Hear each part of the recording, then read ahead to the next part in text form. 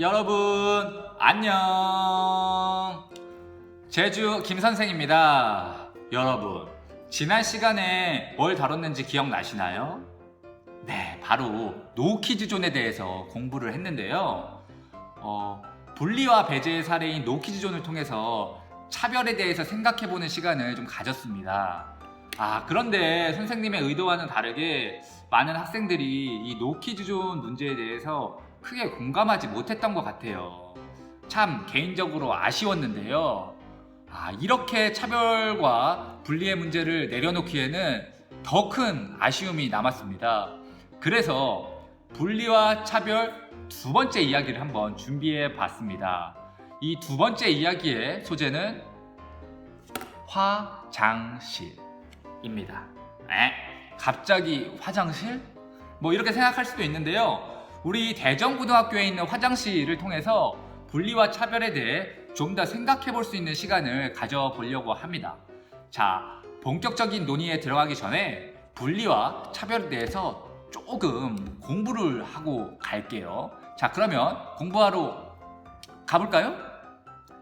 네, 분리와 차별에 대해서 공부를 해볼 텐데요. 먼저 분리와 차별의 의미부터 알아보겠습니다. 분리부터 알아볼게요. 여러분, 분리 다 아시죠? 제가 혹시 몰라서 사전을 한번 찾아봤습니다.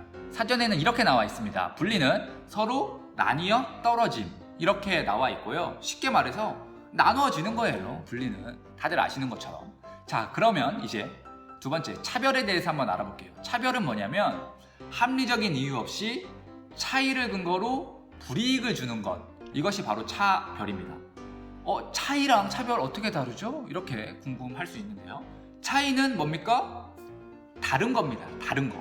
그냥 다른 건데 이 다른 거를 기초로 해서 합리적인 이유 없이, 별다른 이유도 없이 누군가에겐 불이익을 주고 누군가에겐 혜택을 주고 이러면 바로 차별이 되는 겁니다. 자, 어떤 의미인지는 다들 아셨죠? 자, 근데 여기서 우리가 고민해야 되는 게 뭐냐면 분리하면 차별이냐? 의 문제입니다. 자, 어떻게 생각하시나요, 여러분? 분리해도 합리적인 이유가 있으면 차별입니까? 아닙니까? 차별이 아니겠죠. 자, 그런데 만약에 분리했는데 합리적 이유가 없어. 그러면 그걸 차별이라고 부를 수 있는 겁니다. 자, 그럼 여기서 당연히 이런 질문이 나옵니다. 뭡니까? 아니, 도대체 그 합리적 이유라는 게 뭡니까? 바로 이런 질문이 이어져야겠죠. 자, 이에 대해서 우리는 사례를 통해서 한번 알아보도록 하겠습니다. 네, 첫 번째 이야기입니다. 미국에서 예전에 있었던 일을 한번 소개해드리겠습니다.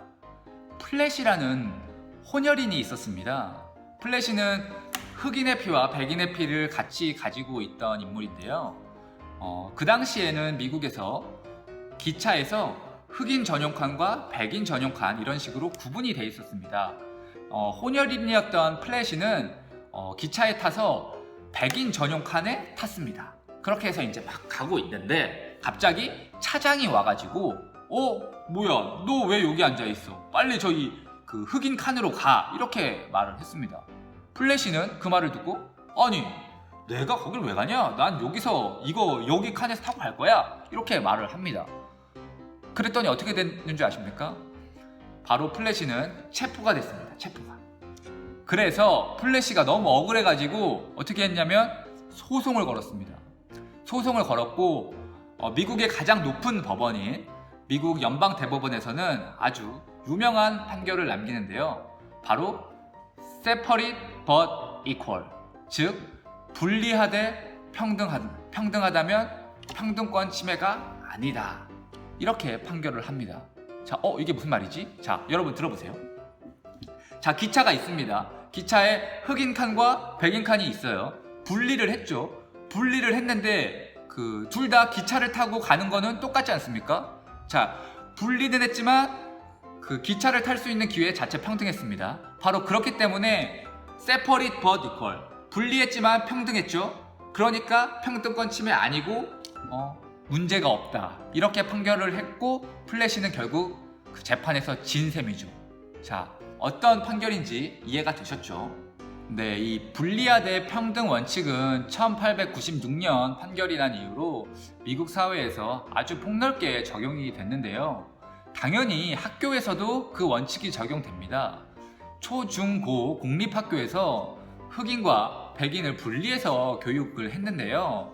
이에 대해서 브라운이라고 하는 한 학부모가 소송을 또 제기합니다. 이거 문제 있다 이런 건데요. 이에 대해서 1954년 미국 연방대법원은 이 흑백 분리 학교 제도를 폐지해야 된다는 판결을 내립니다. 그 당시의 판결문에는 이런 내용이 담겨 있어요. 그 또래 아이들이 어려서부터 분리를 해가지고 학교에 다닌다면 특히 흑인 아이들이 그 마음속에 크게 열등감을 느낄 수 있으니까 이런 분리 학교 제도는 없어져야 된다. 바로 이런 식으로 얘기를 한 겁니다. 여러분, 이 판결에 대해서 이를 브라운 판결이라고 하는데요. 이 판결에 대해서 어떤 생각이 드시나요? 2020년 현재의 관점에서 보면 이 브라운 판결, 즉 학교를 분리해서 인종에 따라서 분리하는 이 제도는 상당히 상식적이지 않죠. 자, 그런데 1800년도에는 그 세퍼레이트 but equal, 이 분리하대 평등 원칙이 받아들여졌지만 1950년대 미국에서는 이제 차별이라고 본 것이죠. 자, 그럼 이제 다른 사례도 한번 살펴보겠습니다.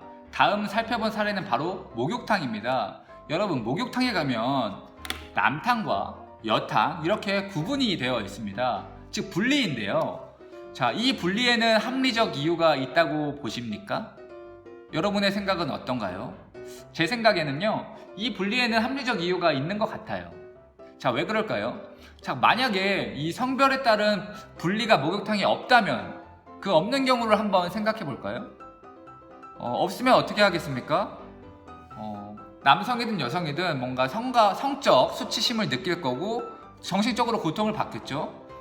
그런 고통이 당연히 예상되니까 또 당연히 목욕탕에 가지 않을 겁니다. 가고 싶어도 갈 수 없게 되는 셈이죠. 자, 그런 의미에서 목욕탕은 나름대로 합리적 이유를 가지고 성별에 따라서 남탕과 여탕을 분리하고 있는 셈이죠. 자, 다음으로 살펴본 사례는 바로 적극적 우대 조치에서 다뤘던 농어촌 전형입니다. 지난 시간에도 다뤘는데 여러분 기억나시나요? 제주대학교 입학 전형을 가지고 적극적 우대 조치에 대해서 공부했었죠. 여기서 적극적 우대 조치에 농어촌 전형이 있었는데, 농어촌 전형 뭐였죠?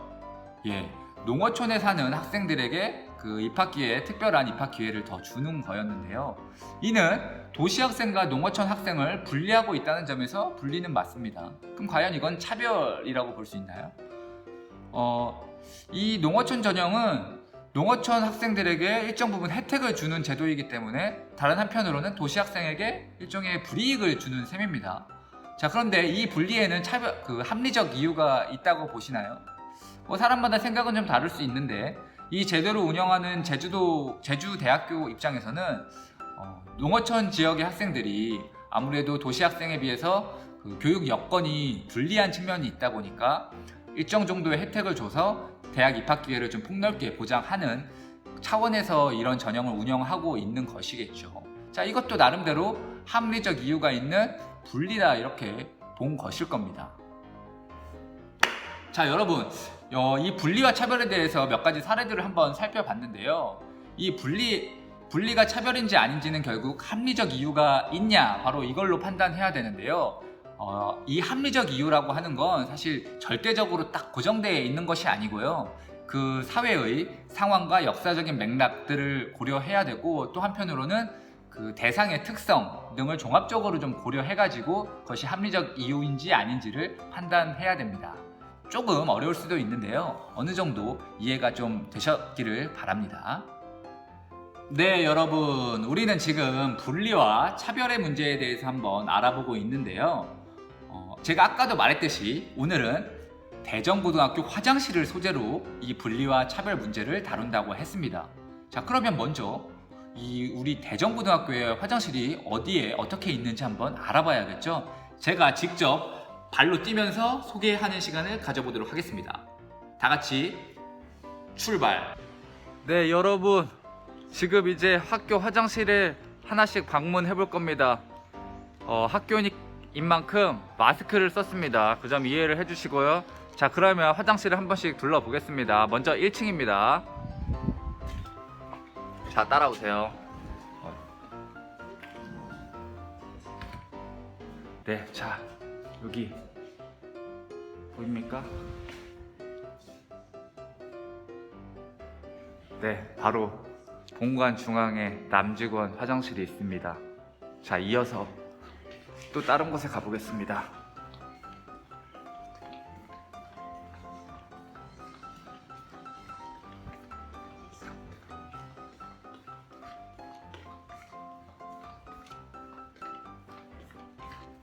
네, 그 다음은 여직원 화장실입니다.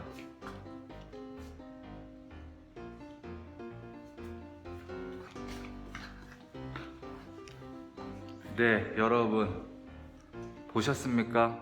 1층에는 2개의 화장실이 있고요. 남직원 화장실 하나와 여직원 화장실 하나가 있습니다. 네, 그러면 이제 2층으로 가보겠습니다.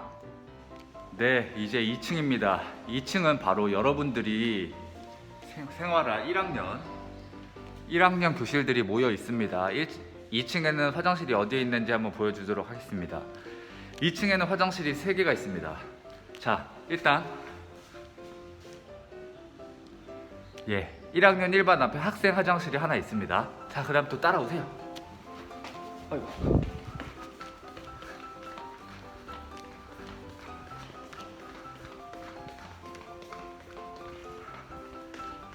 자, 이제 다 왔습니다.